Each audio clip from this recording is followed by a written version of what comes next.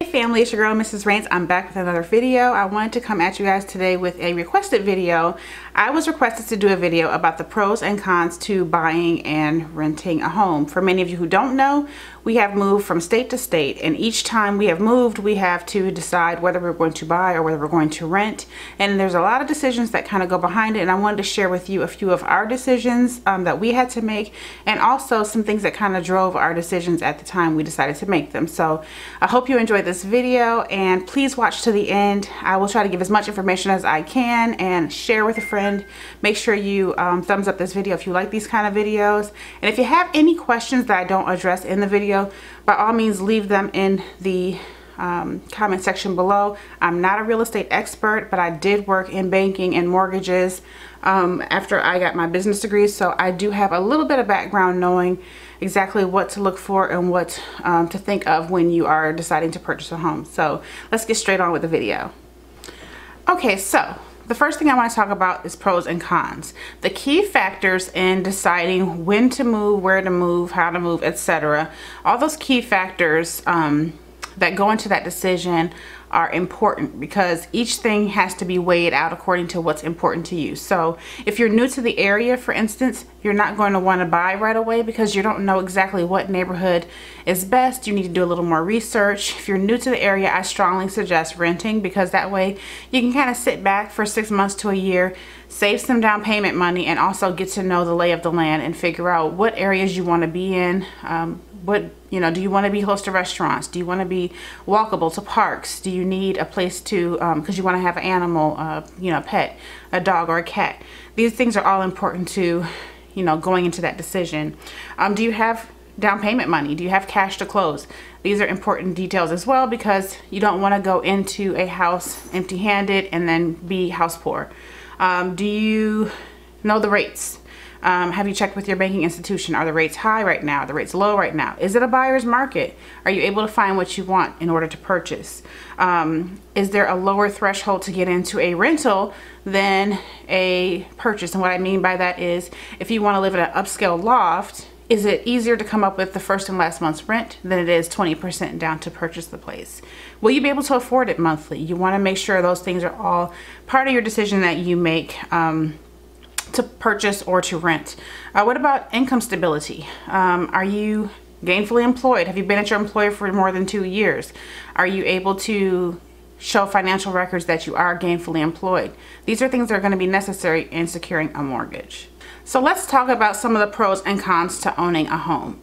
Owning a home allows you to have kind of freedom to kind of update your home, do what you want. Since we've been living here, I've been able to go room by room and kind of change the things that I don't like and kind of make them more our style. You kind of have a lot of freedom to do that. Of course, you need to check with your municipalities to make sure you're not going against any kind of rules, regulations. Do you need to get permits, that kind of thing, obviously.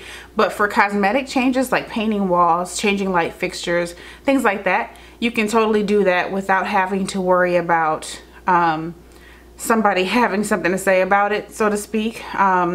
What's another one? So floor plan, you can also change that. So if a room is traditionally used as a dining room, you can change it to something else. It can be your office. You can change it to whatever you like. You do have some of those freedoms while renting, but not always, because the way a space is made. So for instance, if my kitchen is closed off to another room, if I'm a homeowner, I have the freedom to go ahead and take a wall down and open that space up. When you are renting, you don't have those freedoms. Another one is responsibility. So when you own, you're responsible for maintaining your entire home, from inside to outside to the street, your yard, your hot water tank, your heating implements, just anything in your home that needs to be taken care of. The buck kind of stops with you. You're kind of required to take care of that. Another thing with owning is you might be subject to homeowners association rules, neighborhood rules, town, municipality, city, state, county rules. These things that are designed to help keep property owners in check so that they don't kind of ruin the beauty of the neighborhood, so to speak. So those are things you're going to have to deal with. You're going to have to deal with also maintaining insurance, maintaining the taxes, anything financially that is all your responsibility. So there's some freedom, and then there's also some issues with, you know, things you have to maintain. If your hot water heater breaks at 3 o'clock in the morning and there is water all over your basement floor, you got to deal with that. There's no one to call, and that's coming out of your pocket. So you definitely want to make sure to keep those things in mind when deciding you're going to own your home. The bottom line is, when you own the home, you own all the good and bad that come with it. Let's talk about renting a little bit. So renting is more short term. You don't have to be locked into being at a place for 30 years. You don't have to worry about paying the HOA and all these different small things. Usually you pay one monthly rent and that covers everything, including, you know, parking or whatever the case may be. You may have some utilities to pay, but those are things that are going to be necessary to pay whether you own or rent. You want to make sure that you have a lease that has your responsibilities and your landlord's responsibilities completely drawn out, because you don't want to have a situation where you don't know what your landlord's responsible for or what you're responsible for. Renting means they're going to be very rigid on updates. You're not going to be able to change the layout of a room. You're not going to be able to change a lot of things, but the things that you can change, we'll talk about those later on. Make sure if you are going to rent, you negotiate your terms to the letter. So if you have issues with safety, if you have issues with like windows that don't lock, if you go do a walkthrough and you realize there's tiles missing on a floor, there's carpets coming up in corners, whatever the case may be, address those issues before you sign your lease so that there's no question about what you're expecting on the day you move in. The other thing that I really struggled with renting, when we rented in Maryland, we had to deal with a leasing company. And unfortunately, the leasing company, the owner was very hands-on, and the leasing company was also very hands-on. So I was subject to like inspections and things like that, which I understand, that's your home. You want to make sure you're comfortable with who's living there. But honestly, it was very unnerving knowing that somebody else other than my family members had a key to the home and could walk in. Of course, they did have to give me notice, but it was one of those things it was part of my lease. I could not refuse entry. So, of course, they came at reasonable times and with reasonable accommodation, but it still is unnerving knowing someone else has a key to your home. If you rent, you know what I'm talking about. The other thing is you have to kind of deal with whatever the owner wants. So if a property owner wants you to take pictures of something and send it to them, if they decide on a whim, well, we want to get a new refrigerator, then you've got to go through the process of, you know, unloading the refrigerator, dealing with not having a fridge for however long until the new one is delivered. You've got to be available for the delivery man to come in and bring the refrigerator. I mean, these things that they do try to accommodate, but at the same time, it is an inconvenience to you if it's not something you planned for. So you definitely have to take all that into consideration and decide, hey, you know what? Is this something I really want to put up with? Okay, so now for the fun part. Let's talk about some things you can change, whether you own or rent, and things that can make your space your own. So for instance, for me, a big one was us changing our shower heads. If you think about it, you use your bathroom more often than any place in your home, maybe your kitchen, but you're in there constantly, you shower daily, you want to be comfortable in there. So I totally have changed shower heads every single time that we've moved from house to house, whether it's been a rental, whether it's been a home that we've owned. We take the shower head off that was there, we put it under the sink because we put it back on when we get ready to move out. So I usually clean it up really good. I soak it in a solution of CLR and let it kind of like all the rust and different things come off of it. Clean it out with a toothbrush really good. I stick it in a Ziploc bag and I stick it under the sink way in the back where it's not bothered, and then when it's time to move, I just go get it out and replace the shower head that I have switched to. You can find shower heads very inexpensively. I've seen shower heads for 10, 15 bucks. You can splurge and get a larger and nicer shower head, but that is completely up to you. But it's a big investment. I'm sorry, a small investment with a big impact. Another thing you can do is add area rugs. I am the queen of adding a rug. As you guys already know, I hate the carpet in my office so much. I did get a couple of area rugs from Walmart to put over them. for the time being, just because I think aesthetically it gives me something that I don't currently have. But even in a rental, if you have floors you don't like, that you really hate, you can always use an area rug to warm up your space and also cover up those ugly floors. Another one is paint. Never underestimate the power of paint. I'm sitting here in my kitchen, which you guys know that we painted almost every surface in this kitchen, and it looks so much brighter, so much more inviting. I love it so much. Walking in here is just like a dream in comparison to what I had before. If you can't rent at your current place, there's other wall coverings you can do. You can do peel and stick wallpaper. You can hang I forgot what tapestry. You can hang tapestries on walls. You can create a gallery wall with art, and you can do that without even hammering holes in, because I say use command strips. I love command strips. I use them all over my house now, and the command hanging kits are a little on the expensive side, but it's so worth it if you don't want to have to deal with filling in holes when you get ready to move out. Another thing is you can touch up the existing paint. So find out what colors your landlord has already on the walls and on the trim, and you can touch that paint up, because I promise you it'll brighten up the space, and that dingy old baseboard will look brand new with a fresh coat of white paint. Another one is contact paper on countertops. So the counters behind me are not real marble countertops. I did use contact paper to cover them. I did not film me doing it. There's a ton of tutorials on YouTube on how to put contact paper on your countertops or around your sink area, and that's what I basically followed. And I had already done this on a desk that I already owned, so doing this is just kind of like a stopgap until we can purchase the countertops that we would desire to have. And I'm telling you, I have had to peel it up and replace it just because I didn't like the way it looked, and it comes right off, no problem at all. Just make sure you use the proper tools when putting it on and taking it off. Another one is changing the knobs and pulls on your cabinet doors and drawers. Now this one, if you don't already have cabinet drawer pulls at your current place, you're not going to be able to drill holes in there, not usually without issues from your landlord, but you can always ask. If they say yes, then great. If they say no, you have to deal with that. Excuse me. But if you already have knobs and drawer pulls, you can always update them, buy nicer ones to put on the cabinets. Just save the old ones so that you can put them back on when you get ready to move out. If you find that you move out and you're not going to reuse the cabinet pulls you purchased, you can always sell them online. People on Craigslist are always looking to buy stuff like that. People on eBay are always looking to buy stuff like that. You might even have a family member or friend who is interested in them when you get ready to move. So another one is covering ugly window coverings. So the house we lived in Maryland had all types of issues as far as blinds. Some were cracked, some had peeling paint, some were just kind of old looking.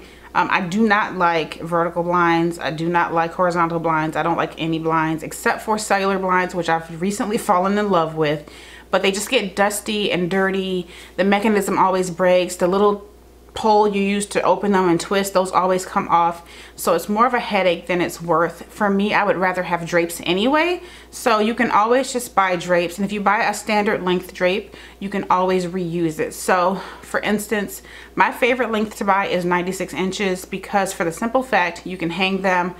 If you have high ceilings, you can hang them a little lower. If you have low ceilings, you can hang them all the way up to the ceiling, and they drape just a little bit on the floor, so you can kind of get a really nice custom look no matter what.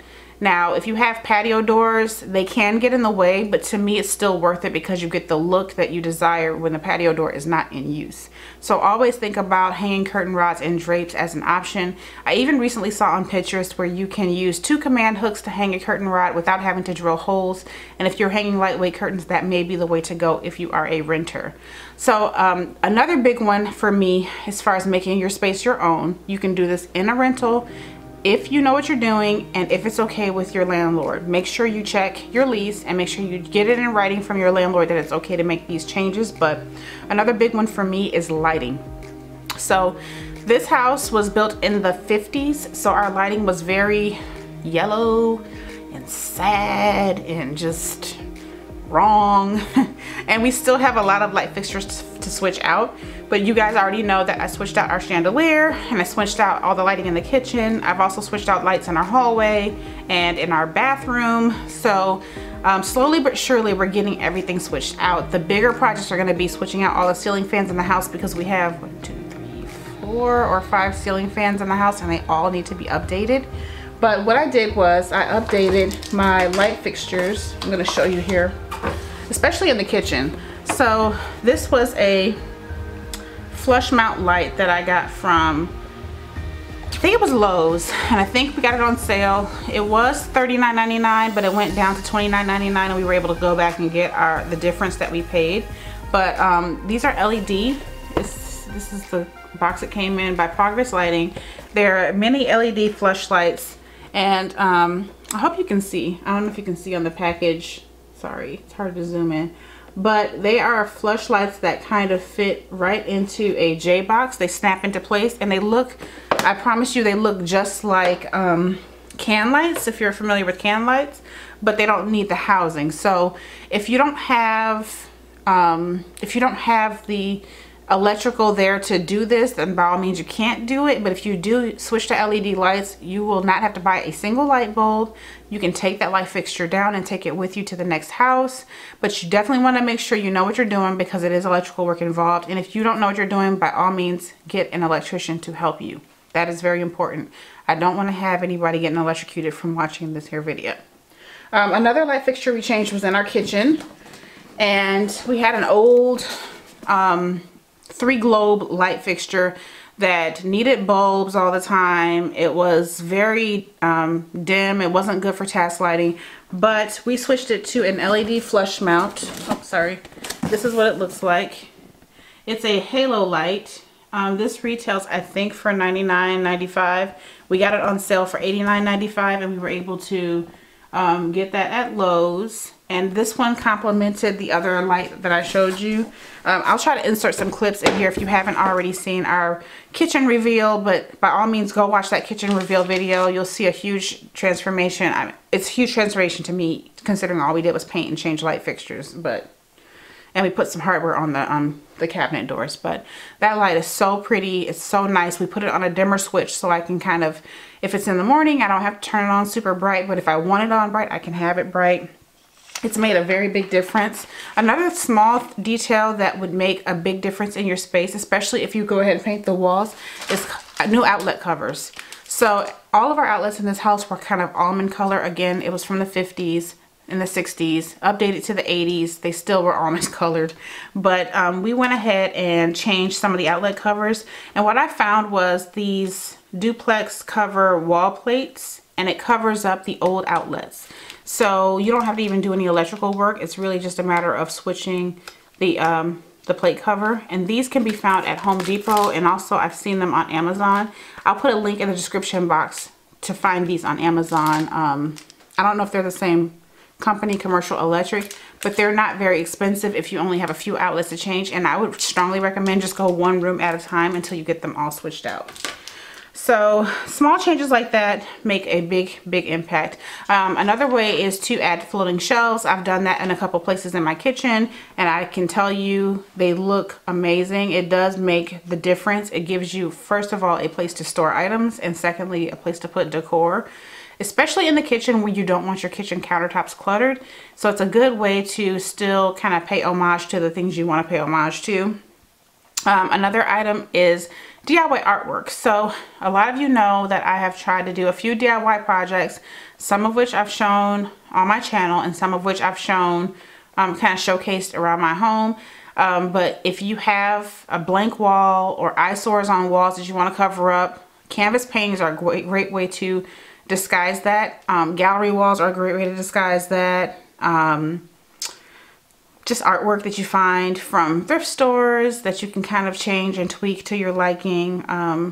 Framed photographs, all these different things you can put on the wall to correct kind of the odd things that may be going on in your rental. Especially if you're not allowed to paint, this is a great way to kind of disguise walls that you think are kind of unsavory looking. The biggest thing I would say is to always deep clean. So when you first move in, deep clean everything, because I guarantee you that dingy wall, if you clean it, it'll probably look a lot nicer than it did before you started. So never underestimate the power of deep cleaning before you try anything else. That's about it I have for little, you know, tricks and stuff. Oh, that's not true. I had one more to tell you about. So when we first moved here, I noticed that the rubber baffle for my garbage disposal was gone. And come to find out, InSinkErator actually makes a removable sound baffle. I found this at Home Depot. You can also get these on Amazon if I'm not mistaken. I found them at Home Depot. I got mine on Amazon because I realized it was cheaper on Amazon than in store. Home Depot had it for around $12 and Amazon had it for around $6. So I thought, save the money. But it tells you exactly which models it fits. And you don't have to do anything with unwiring or removing your garbage disposal. This kind of slides right into where the drain hole is on the sink. So I can take it out, I can clean it, I can put it back.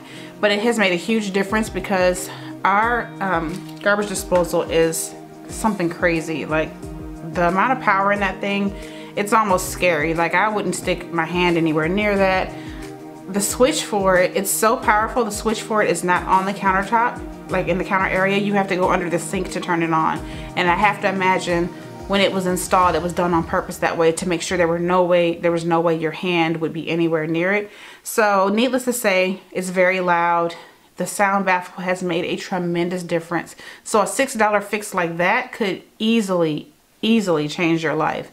So yeah, that's about it for the different fixes I have. I have one more kind of comment to make. Just make sure anything you change in a rental that you keep these old items so you can put them back when you get ready to move. Or if you do keep them there, you can talk to your landlord about remediation, meaning, okay, I've changed and updated some things while it was here. I would like to be compensated for that, or I would like, you know, you to pay me for the things. I have the receipts and I want you to pay me for the things that I added to the home. So whether it's your cabinet pulls, the landlord's like, oh, I really like these, I want to keep them. Okay, it'll only cost you X number of dollars because that's what I used, that's what I paid for them on the X website. And I have the receipts to prove it so that those items can now become yours. But just make sure you get everything in writing, and then make sure you take care of putting things back if your landlord wants them put back. And if you decide, hey, you know what, I don't need those cabinet pulls, they can stay there, you can leave them for the next tenant, but that's on you. So you just want to make sure that don't make any changes that you have to go back and undo that you're not willing to do. So like, for instance, if your landlord says you can paint the wall, but before you move you got to paint it back to the original color, that may not be worth your time if you're only going to be there 6 to 12 months. It may be worth your time if this is a 5-year rental that you plan on staying at. So make those decisions and make them wisely. All right, guys, so now we're getting to the nitty gritty. How do you go about buying a home? I made notes for you guys and it ended up being 2 pages long because I had so many things going in my mind. So number 1, get pre-qualified. That's the way that sellers are going to take you seriously, because you'll have that to be able to put with your letter, your offer letter. That way they know that the likelihood of you closing on this home is more of a reality than someone who just pulled over and decided to walk into an open house. Number 2, hire a realtor. I know this sounds like, oh, I don't want to have to split the pie with somebody, or I don't want somebody to have to earn money off of this, or I can look online myself because I can get on realtor.com and I can find my own listings. That's all great. But when it comes to dealing with a seller, you don't want to deal with a seller directly because you get emotionally involved, and you really need somebody else who knows the market and who knows what's going on around. Get a realtor that you trust, and get someone who comes with references, or someone who you know personally has helped with the purchase of a home with someone you know. Number 3, look at houses at least 60 days prior to your move date. It takes a while to find the right one, and you don't want to be caught out there struggling to find a house. You might have to look at 100 houses before you find the one that you want to place an offer on. Number 4, be specific about what you want. Know that ahead of time. So if you know you need 3 bedrooms, you're not going to settle for 2. Make sure you and your realtor are very clear on the must-haves. Number 5, see several houses before placing an offer. Like I said, you might see 100 houses. You don't want to fall in love with a house and then fall in love with another house and then fall in love with another house and then struggle to make your offer.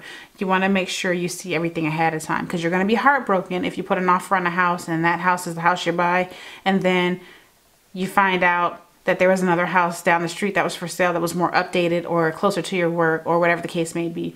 You want to see as much inventory as you can to make a good decision. Number 6, be realistic. This is important. Do not look at houses you can't afford. It's always a temptation to say, oh, let's just see what they have. What do you get for $1 million? You don't want that, because what happens is when you look at the houses you cannot afford, you start mentally comparing them to the houses you can afford, and you automatically start thinking, I don't want this house because this isn't the house for me because it doesn't look like that house. It's unrealistic and it's unfair to yourself, honestly, because you end up going, you know what, I can't afford this. I shouldn't be buying a house, and why can't I have that house? And then it just ends up being a mess. So definitely don't fall in love with a house you cannot afford. The more realistic approach is look at houses that are $50,000 less than you can afford. Okay. And the reason why is, for one, it'd be great to get a good deal and have some money kind of not tied up in this investment. And also for two, it gives you kind of a more realistic approach to getting a house that you would be comfortable in. All right. So number 7, enjoy the process. Try not to get emotionally attached to houses you see. Have fun with it. Take pictures. Make a list of pros and cons. You know, if you walk in and you get a bad vibe, walk out. It's okay. Don't feel like you are, if you pull up to a house and there's no driveway, no garage, none of the things you've asked for, first of all, ask your realtor what they were thinking. And then secondly, say, you know what, let's not waste the time in this house. Let's move on to the next listing that does meet more of the qualifications I have. Number 8, be honest with your realtor and your lender. So what I mean by that is, if you tell your realtor, oh yeah, the bank pre-qualified me for $400,000, but really the bank pre-qualified you for $300,000, your realtor is going to be showing you houses that you can't afford, and it's not her fault. It's your fault. Because then what happens is you put in an offer because you think you can get them to talk the price down to what you can afford, and then they don't do it, and then you lose the house, and then you're upset. You can only have yourself to blame for that. Just be very honest with your realtor and be very honest with your lender. You don't want that to come back to bite you. If you are a self-employed person, which I have been in the past, be very honest about the income you make from being self-employed. Do not think about, oh, well, I can write this off, write that off. No, that's not what we're talking about. We need tangible income to pay for a home, and you want to make sure that you can afford to do that. Number 9, after you find the house that you're offering on, make sure the realtor can find comparables. Comparable sales will tell you exactly what your house is worth. If your realtor can't find comparables, the appraiser won't find the comparables when it comes time to fund your loan. Number 10, always get a home inspection because you don't want surprises. Get a reputable home inspection. Make sure it's very thorough. Make sure you go over the home inspection report. If you find things, turn those things into points of negotiation for changing the price that you've agreed to. So go back to the seller and try to get them to remediate your concerns, or try to get them to bring down the cost of the home so that you'll have money in your budget to be able to take care of those concerns. If your house needs a new roof, automatic, think $7,000, $8,000. If your house needs new plumbing, automatic, think $7,000, $8,000. If your house needs new electrical, automatic, think $5,000 to $7,000. These are not cheap items. These are things you want to address head on as soon as you find out about them. The house we bought in Florida, we ended up having to get it completely repiped, and it was a nightmare, and I don't want to see somebody else have to go through that. So definitely always think of those things.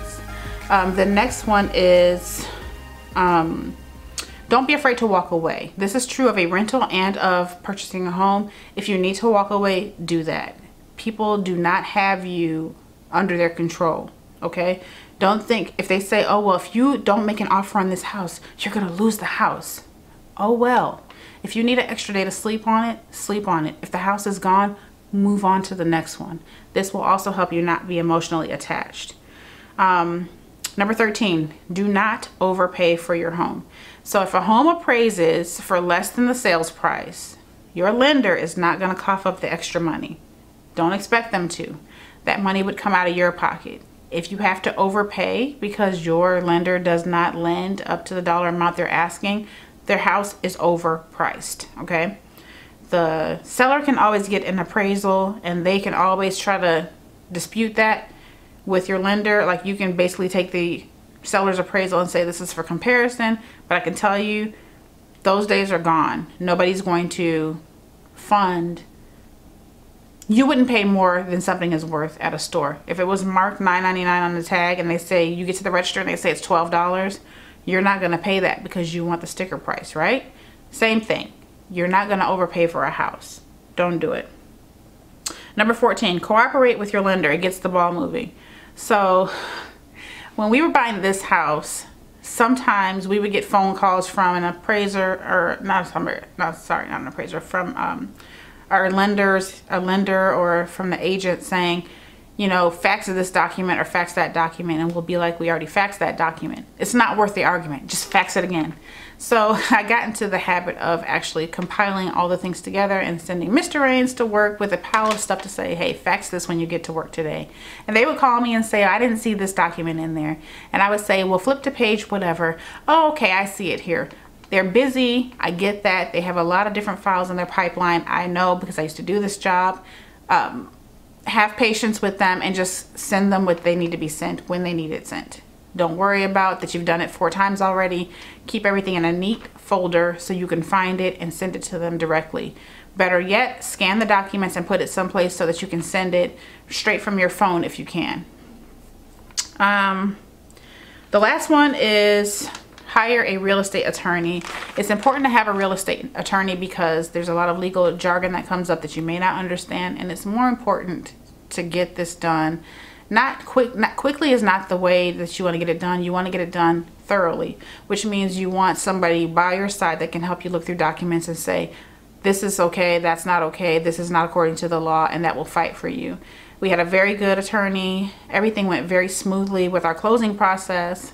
And it also gave us, you know, a chance to kind of breathe because this is a long process. It's a marathon of a process. If someone tells you they're going to close your loan and you're going to get into your house in 10 or 15 days, that's usually not the case. The standard is usually 30 to 45 days, and you need to be aware of that before walking into purchasing a home.